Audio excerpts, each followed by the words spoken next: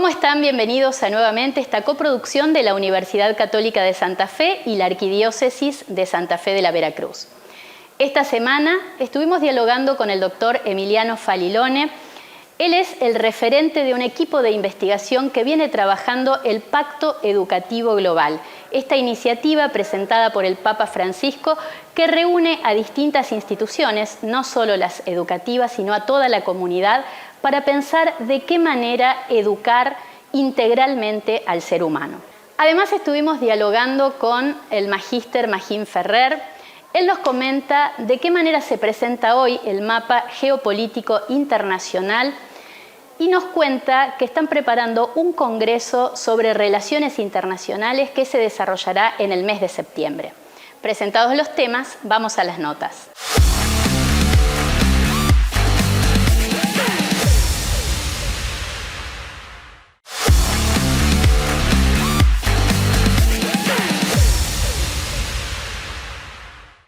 Recibimos hoy al doctor Emiliano Falilone. Él es docente de la universidad y también está al frente de un grupo de investigación que está trabajando el Pacto Educativo Global, así como lo pensó el Papa Francisco hace ya 6 años atrás. ¿Cómo estás, Emiliano? Bienvenido. Bueno, muchísimas gracias por la invitación a esta conversación.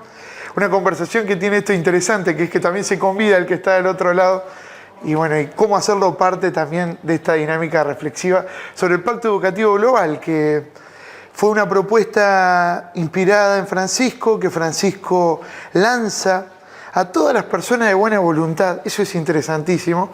Es una propuesta que está abierta a todos, como él hubiese dicho en la jornada de la juventud en Lisboa, ¿no? A todos, todos son convidados a este Pacto Educativo Global, y que el Papa León retoma, y no solo que retoma, sino que estábamos todos a la expectativa, bueno, ¿qué va a pasar con el Pacto Educativo Global? No solo lo retoma, sino que le da muchísima fuerza, se lo apropia, lo amplía y lo relanza. Entonces digo, estamos intentando, desde un proyecto de investigación y extensión, acompañar este diálogo al que nos invitó el Papa Francisco. Justamente estaba releyendo su discurso inaugural cuando él invita a formar esta aldea de la educación. Él retoma un dicho africano que dice que hace falta, para educar a un niño hace falta una aldea entera. Esta aldea de la educación hoy, ¿quiénes están invitados a participar? Es muy interesante. Y creo que cobra cada vez más potencia esta idea de la aldea que educa. También quienes estamos en el ámbito educativo, en el ámbito filosófico, la palabra aldea de la educación nos resuena inmediatamente a esta filósofa, ¿no? Hannah Arendt, que también trabaja algunos de estos conceptos. Francisco lo trae desde la tradición del pensamiento popular africano, muy interesante. Digo, pensar la aldea como la comunidad, bueno, la comunidad que educa. Y acá me parece interesante, para comprender la noción de aldea, esbozar esta distinción entre la educación y la escolarización. Porque cuando escuchamos el Pacto Educativo Global, inmediatamente a la cabeza se nos viene la idea de la escuela que educa. Y no, Francisco arranca haciendo este llamado y diciendo, cuidado, porque no es la escuela la que educa, es la sociedad toda la que debe educar. La escuela escolariza, o en todo caso, las formas de lo escolar serán una forma de lo educativo, pero no es lo educativo en sí. Educa una sociedad, educa un político, educa una familia, educa un referente social, educa un mediador cultural, educa cómo están limpias o sucias las calles de una ciudad, bueno, es la aldea la que educa. Entonces, Francisco está llamando a reflexionar a la comunidad sobre la potencia educadora que tiene o no, y en caso de no tenerla, cómo hacemos para acordar una serie de consensos sociales que nos permitan la educación integral de todos los sujetos que conforman esta gran aldea. Por eso el llamado es para todos, no es un llamado para las escuelas, es un llamado para todas las personas de buena voluntad que están dispuestas en tiempos de fragmentación, individualismo, odio, separación, de cada vez marcar la diferencia que nos distancia. Bueno, en ese tiempo, un llamado a apostar y construir lo común, lo comunitario, lo que nos une. Es una propuesta bastante disruptiva también la de Francisco, pero bueno, creo que es un desafío válido para traerlo y pensarlo. ¿Y cuáles son los ejes centrales que propone el Papa como esos principios que serían los palos principales que sostengan la carpa de este pacto? Bueno, él propone una serie de desafíos y propone algunos puntos a profundizar o investigar. Entre los principales desafíos podemos rescatar la idea de pensar la educación integral, una educación que abrace la integralidad de la persona humana y que contemple todas las dimensiones de la persona humana, una educación que no queda solamente en lo abstracto o en lo meramente intelectual, sino que atraviesa a la persona todo, incluida en su dimensión social. Por eso esto de la aldea me parece muy potente. Habla de escuchar a las jóvenes generaciones, como otro de los ejes del pacto, la importancia de poder escuchar qué tienen para decir los jóvenes. Y a su vez él también trae a los ancianos, esto que dijo, ya se acuerdan en la JMJ en Brasil, de cuidar los extremos. Bueno, escuchar qué tienen para decir. En una sociedad que pareciera tener la respuesta a todo, el llamado a escuchar. Luego también recuperar la centralidad de la figura de la mujer. Eso también es otro de los elementos disruptivos, porque nosotros el riesgo que teníamos con Francisco de pensar que solo hablaba para Argentina, pero él era el Papa de la humanidad. Entonces digo, bueno, ¿cuánto hace falta poner en el centro también y recuperar la potencia de la mujer, sus luchas, su dignidad, la igualdad, todas las posibilidades que a veces se le niegan? Otro de los ejes tiene que ver con la justicia. Digo, ¿cómo podemos avanzar en una educación que promueva también la justicia y el bien común?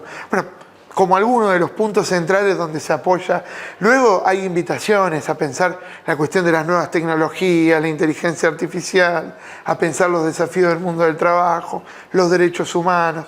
Bueno, un montón de invitaciones que Francisco también echa a rodar y que después cada uno, según cómo se sienta llamado, bueno, puede profundizar. Bueno, ustedes se sintieron llamados, evidentemente, y tomaron este desafío de seguir investigando y profundizando y generar una especie de espacio de diálogo en el que seguir construyendo esta idea del Pacto Educativo Global.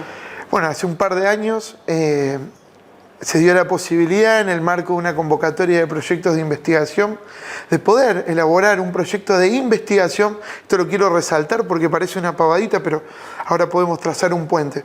Un proyecto de investigación que tenía el desafío de recuperar el Pacto Educativo Global y promover una discusión interdisciplinar. Siempre quisimos que haya un poco de todo. Entonces logramos conformar un equipo de investigación que tuve la gracia de coordinar, donde hay comunicadores, filósofos, teólogos, gente del trabajo social, gente involucrada en la política. Es decir, hemos logrado construir lo que Francisco diría un poliedro muy diverso e interesante.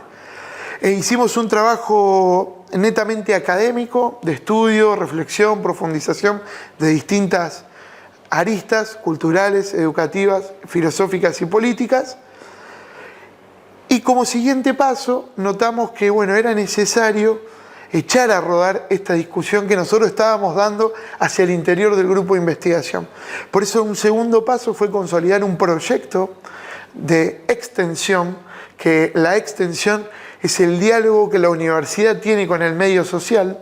Entonces, donde pudimos aterrizar en distintas experiencias, dictar capacitaciones, asistir a conferencias, cursos, y ahora proponer una serie de conversaciones con referentes sociales, culturales, de muy distintas procedencias, de muy distintos posicionamientos, para discutir la cuestión de la mujer, las niñas, adolescentes y las mujeres en la sociedad, para discutir lo lúdico en la sociedad, para discutir la política en la sociedad, la educación y la justicia social en la sociedad.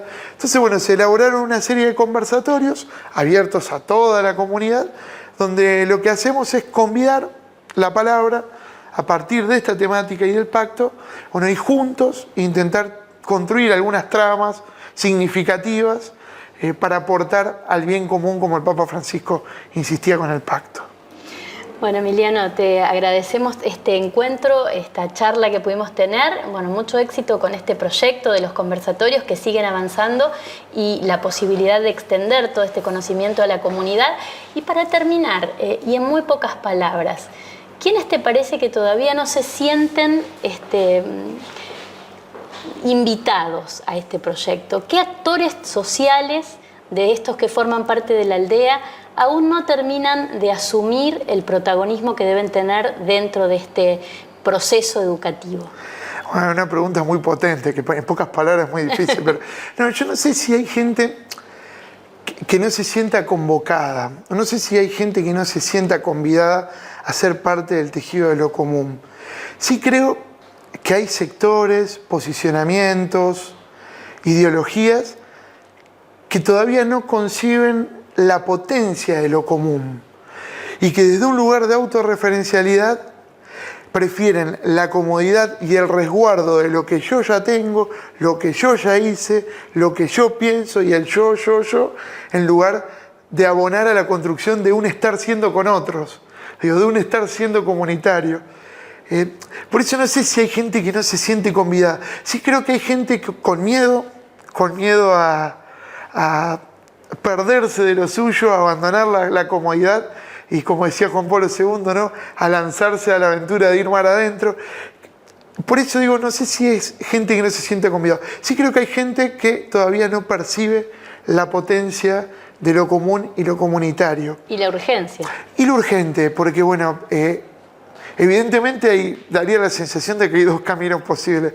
O avanzamos en este individualismo tan duro que estamos viendo las consecuencias, no hace falta que las enumeremos ni que las discutamos, o nos animamos a probar lo común. Digo, las pequeñas experiencias artesanales de construcción comunitaria, nuestra historia en nuestra querida patria argentina, nuestra historia en nuestra Santa Fe, nos demuestra que cuando no hemos podido poner de acuerdo un poquito, chiquitito, en cosas mínimas, la potencia de lo que hemos construido perdura hasta hoy. Quizás el desafío sea ese, animarnos a poder pensar y estar siendo con otros. Gracias, Emiliano. Muchísimas gracias a ustedes.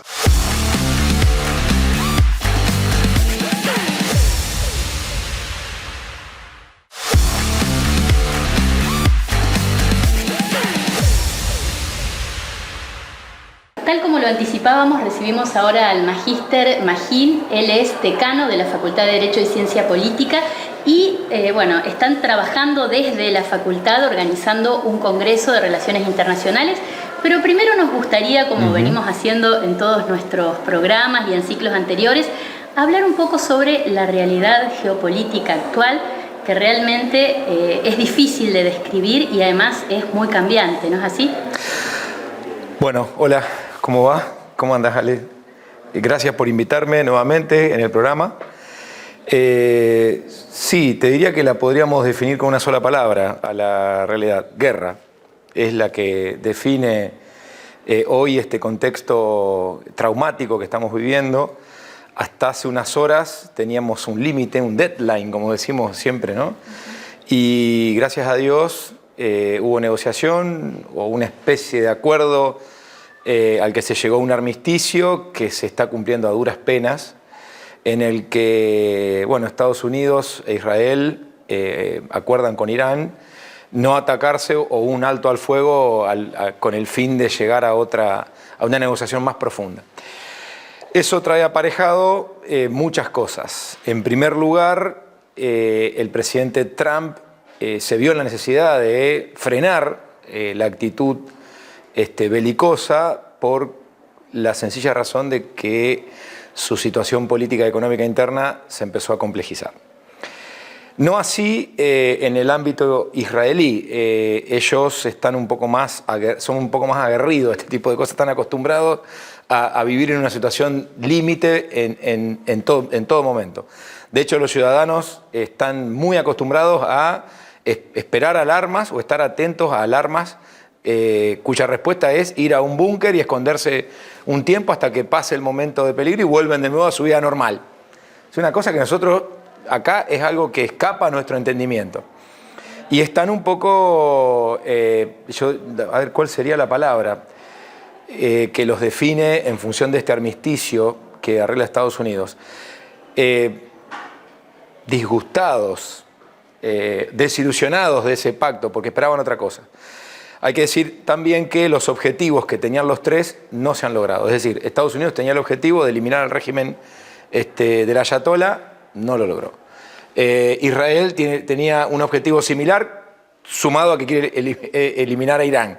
Irán quiere eliminar a Israel y a los satanes del mundo, o al satán mayor, que es Estados Unidos.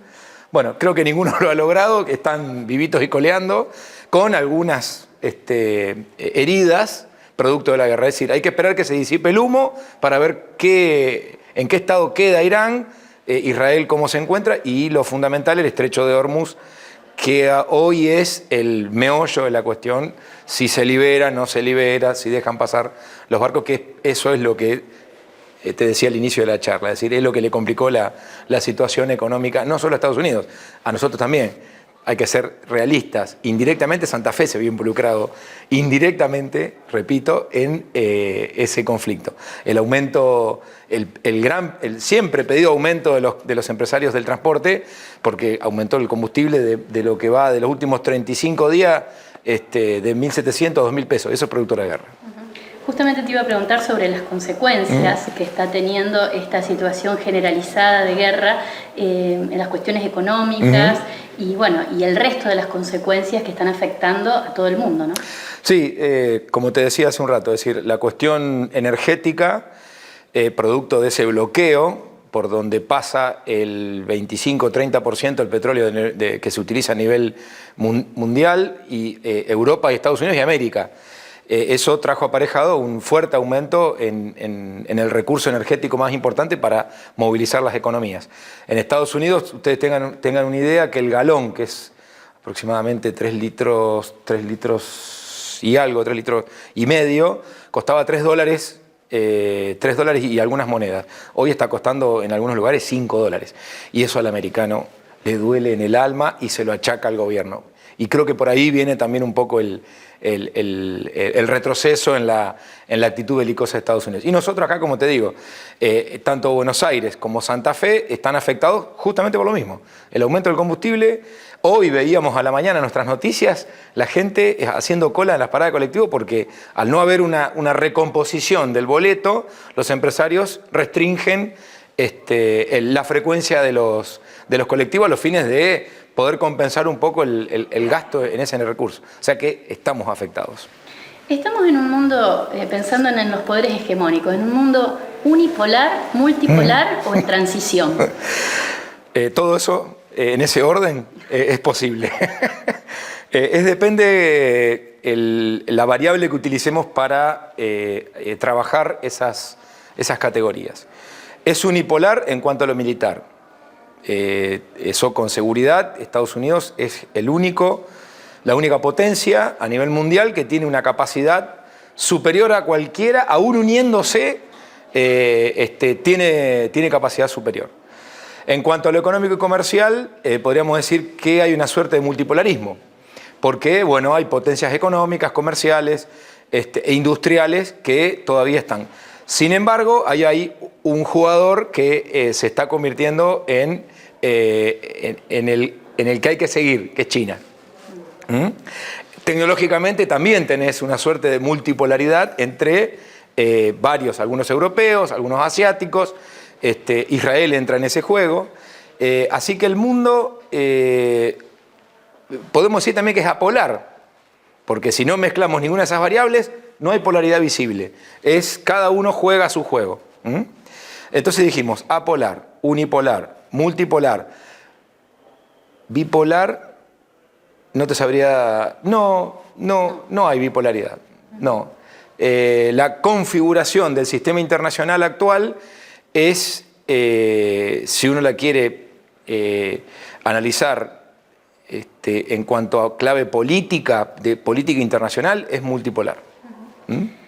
Estamos haciendo un análisis frío de una situación que realmente es crítica y grave, y uno piensa, en tantas víctimas anónimas frente a estas situaciones de guerra. ¿Qué están haciendo los organismos internacionales de derechos humanos o qué rol juegan frente a esta situación? Mira, Naciones Unidas en particular, que sería el organismo concentrador de toda esta actividad y de toda la protección, diríamos, de los derechos humanos, mucho no puede hacer. Son meras declaraciones en cuanto a la necesidad de frenar, de parar, de no atacar zonas civiles. Siempre Naciones Unidas, frente a conflictos, lo que declarativamente enuncia es justamente esto: no atacar zonas civiles. Y los estados en particular, cuando entran en conflicto, lo que buscan es atacar zonas militares, energéticas, de infraestructura energética o de infraestructura vial. Eso siempre se buscó. Ahora, cuando hay ataques a civiles, bueno, nosotros ya hemos podido ver las imágenes, bueno, lo que fue desde el punto de vista de la guerra de Rusia-Ucrania, los ataques de Hezbollah y Hamas a los secuestros el 7 de octubre, la respuesta israelí a esa ciudad de la Franja de Gaza, que, bueno, hablando mal y pronto, la borraron del mapa directamente con los bombardeos, y eso trae consecuencias humanitarias complejísimas.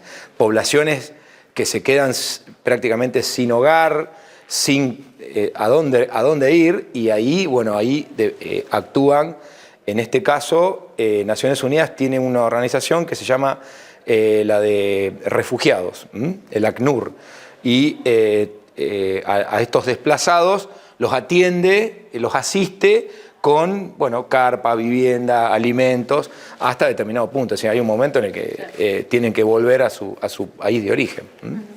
Bien, sí, una situación grave, difícil, y bueno, seguramente para seguir charlando en otros programas. Largo. Pero bueno, no queríamos dejar de conversar sobre este congreso que están organizando de Relaciones Internacionales, donde todos estos temas seguramente se dialogarán, y también se verá un poco el rol que cumple la persona que está formada en estas temáticas dentro de estos complejos escenarios políticos del mundo, ¿no? Así es, la verdad que es una alegría enorme estar organizando este congreso. Esto empezó con una idea de un profesor el año pasado, y decididamente dijimos que sí, porque es un desafío muy interesante. Lo que nunca hubiéramos imaginado, el desenlace cuando arrancó este año, lo que fue en enero con la abducción de Maduro, y posteriormente este conflicto israelí, iraní, Estados Unidos, que nos da, bueno, toda la impronta para analizar, ¿no? y las aristas que puede desembocar. Bueno, el Congreso está planteado para del 2 al 4 de septiembre. Hay docentes de aquilatada trayectoria, como por ejemplo Roberto Miranda, que es el director de nuestra maestría en nuestra casa de estudios. Está Natalia Tini también, doctora en Relaciones Internacionales, que también es docente nuestra. Y después docentes de Buenos Aires, Rosario, por ejemplo Federico Merque, que es director de la carrera de Relaciones Internacionales en la Universidad de San Andrés. Está Anabel Abuso, Alejandro Simonov, que es un especialista en política exterior argentina. Y dentro de toda esa ecuación de docentes invitados hay comisiones separadas por temas de importancia, y está, por supuesto, el tema de los conflictos internacionales, la economía política internacional, la teoría de las relaciones internacionales, porque es nuestra disciplina y sería el alma mater de nuestra disciplina. De ahí somos ciencia de las relaciones internacionales. Tenemos también una comisión de política exterior argentina. Hay una comisión que trata sobre la política internacional de las provincias y de los municipios, cosa que hoy está muy, muy de moda, y a raíz de eso, provincias y las municipalidades empezaron a recurrir a los internacionalistas, porque ven que es un área que resuelve un montón de cuestiones hacia el interior de la municipalidad y hacia, bueno, por ejemplo, la provincia consulta permanentemente a este organismo, ¿no? Al de las Relaciones Internacionales de la provincia. Así que, bueno, el nombre del congreso es el primer Congreso de Relaciones Internacionales del Litoral, es decir, pensando la política desde el fin del mundo. Bueno, hermosa la propuesta. Bueno, seguramente más cerca de la fecha vamos a estar dialogando y aprovechando también estos especialistas que van a estar aquí en Santa Fe para dialogar con ellos. Bueno, muy bien. Muchísimas gracias. No, gracias a ustedes.